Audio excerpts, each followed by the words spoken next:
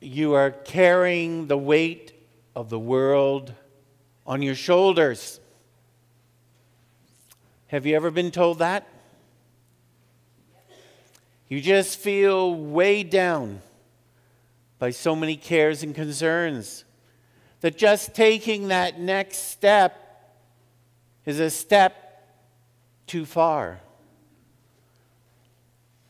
I read this quote by Joshua Becker recently. Becker says, "Physical possessions are a burden. They take dollars to buy and time to maintain.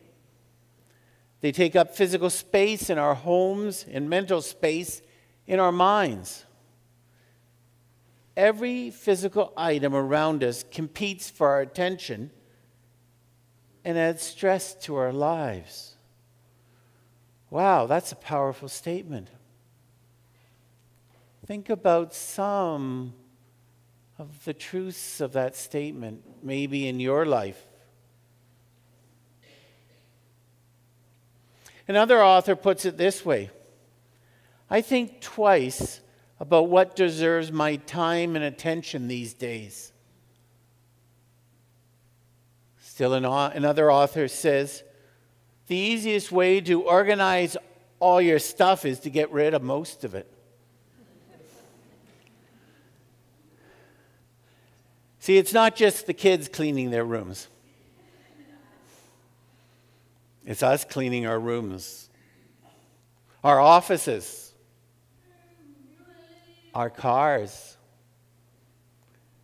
Driving along the QEW as you're going west, you come to Guelph Line and you look north, and maybe you know the site of what was that well-known Black Bull restaurant and reception area. Maybe you've been there. But that site of the Black Bull is now a huge skyscraper being built, which seems forever to be completed.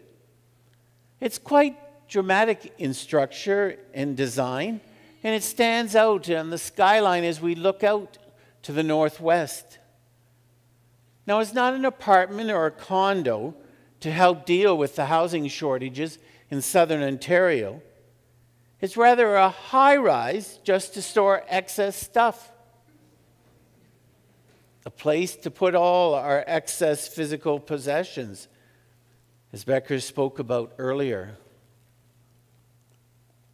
Today, in our Bible reading that Russell shared, those you store at high-rise storage units come to mind when we hear about the story of Jesus.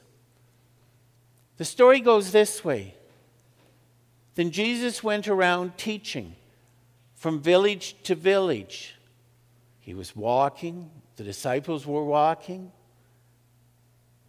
Calling the 12 disciples to him, he began to send them out because he couldn't be everywhere at the same time. And he sent them out 2 by 2. And that's a good lesson when we're taking on a task, to do it with someone else. And he gave them authority. And he said, "Here are your instructions. Take nothing for the journey except a staff. No bread, no bag, no money in your belts." So he sent them out on their first missionary visits. They went, if you will, traveling light. They weren't weighed down with all those things on their shoulder. I see some people walking along the sidewalk going to school with their knapsacks. And I think, wow. And I used to think a briefcase was heavy. It's just that we can put more and more in.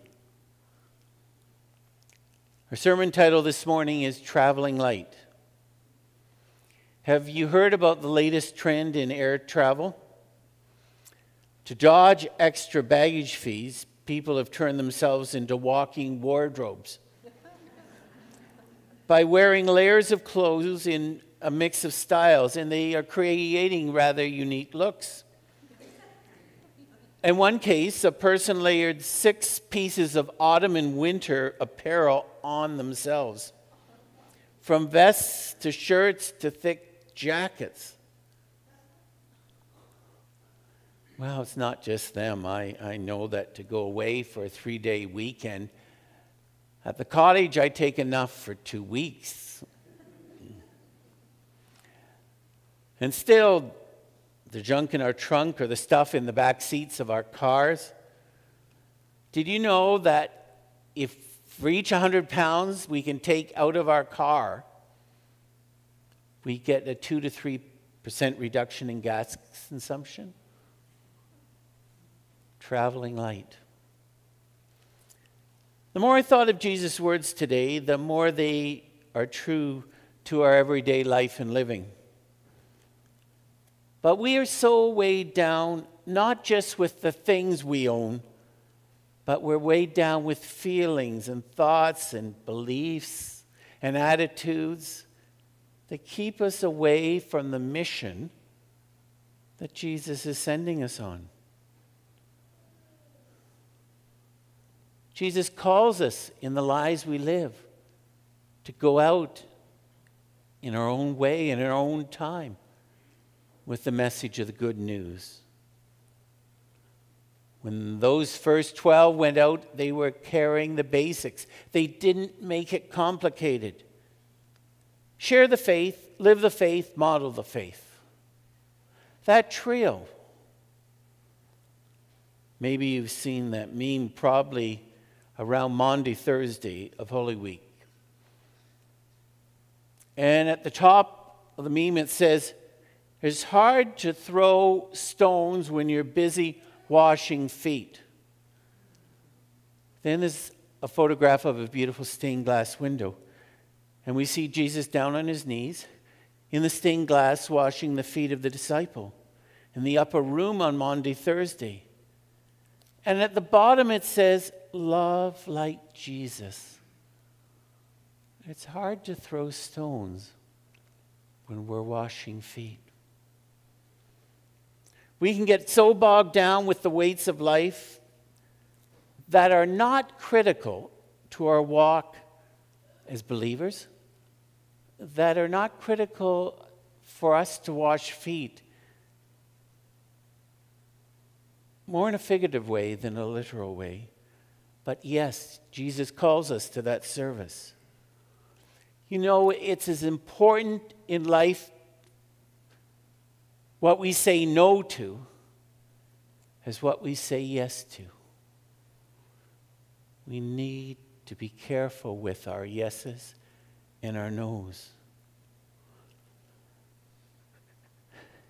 We want to please people. We want to do everything. We have FOMO. We just take on too much. Someone said, "My mind is like the internet browser. 17 tabs are open. 4 of them are frozen. And I don't know where the music's coming from."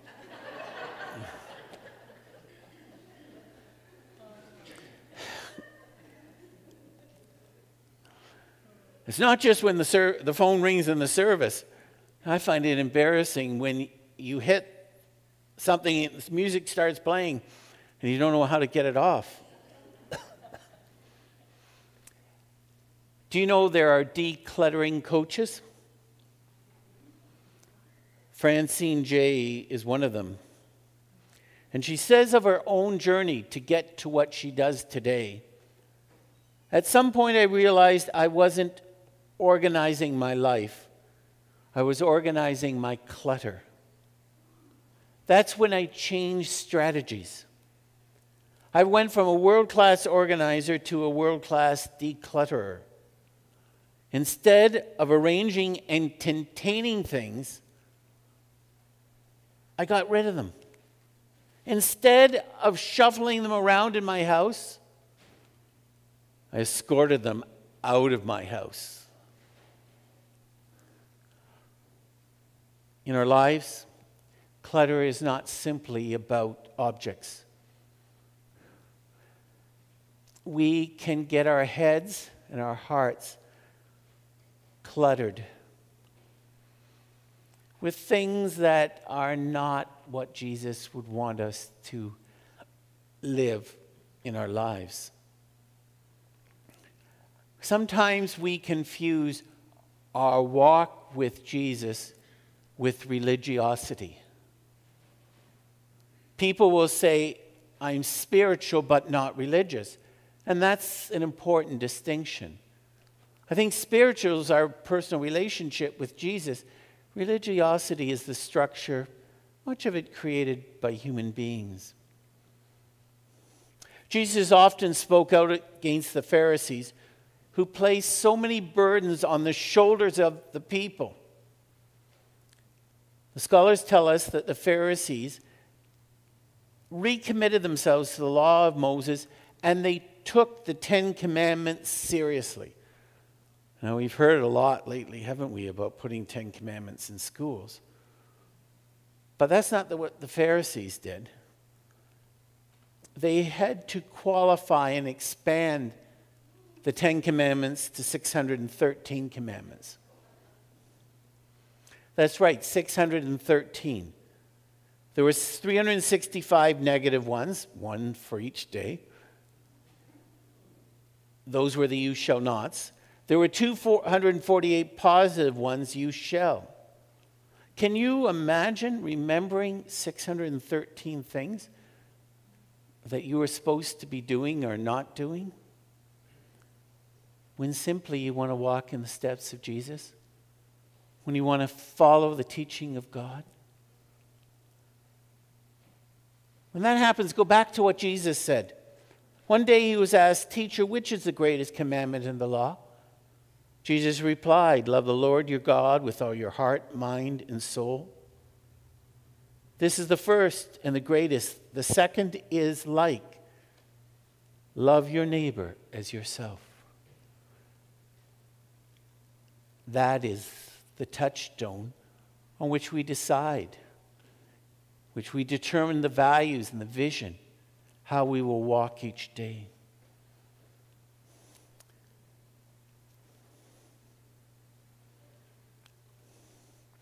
Now, they expanded on the 613.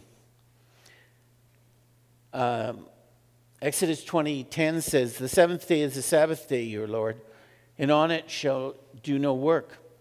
That is, keep the Sabbath holy. Well, they tried to define what work was and how to define it. The Pharisees decided that one could not pick up anything that weighed more than 2 dried figs.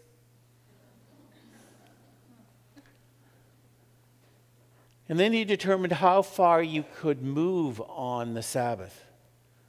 And they came up with the concept as a Sabbath day journey, which was approximately 1 kilometer in our day measurement. This is definitely the complete opposite of what Jesus was talking about to the 12 when he said, "Travel light." Travel light.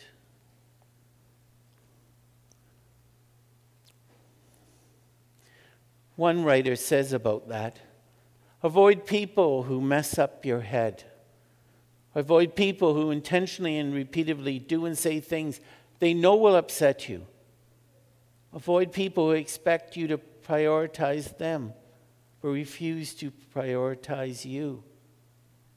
That is a way of being weighed down.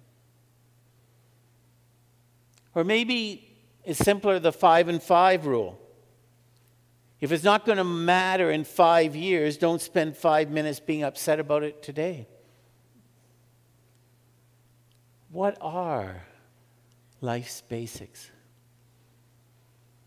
Jesus said, "Go out with nothing but a staff and your sandals." Stacy Pardo, in her book Encountering God in the Ordinary, writes, "I need this space to clear my mind.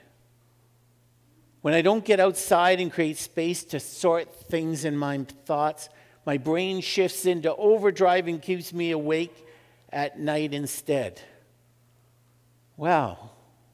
Any of you been there? She says, without space to clear my thoughts, life feels out of control. I feel anxious. I snap at my kids, and I feel overwhelmed about even small decisions. Can you relate? One of you a couple weeks said to me, Jim, I just need 20 minutes alone with my thoughts and prayers. And sometimes that's true. Pardo continues, we all need spaces where we can problem solve, meal plan, make lists, cast vision, assess relationships, and clear our mental chaos.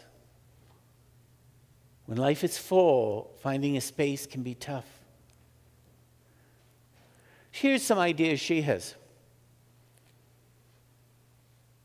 Turn off your radio or your playlist in the car as you're driving. And just be in silence. Talk to God while you eat breakfast instead of turning on the news or scrolling through your phone. Declutter your mind with the Lord at breakfast.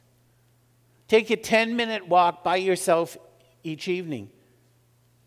Spend your lunch hour quietly regrouping, talking to the Lord. Or declutter your thoughts when you undertake a simple task, like folding laundry or washing dishes. I relate to Stacy's laundry and dishes suggestion. Both are so often my prayer time. What a blessing I find being in Walton's kitchen, cleaning up after our shared lunches, even if they have kale in them. Certainly more greenery goes in the green bin. But I like to be in there by myself. A commercial dishwasher, my thoughts and prayers. It's my God time. It's a time of traveling light.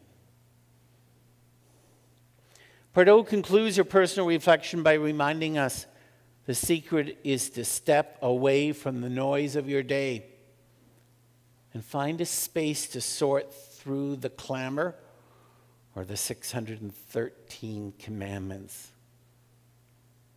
God is inviting you to a place of peace and rest. Remind yourself that God is with you in the process, the plan, and the story of your life. He will guide you and He'll help you live out the clarity in the clutter. So this summer, whether you're having a staycation here in this beautiful part of the world, or you're traveling 12 hours away on an airliner, remember, travel light.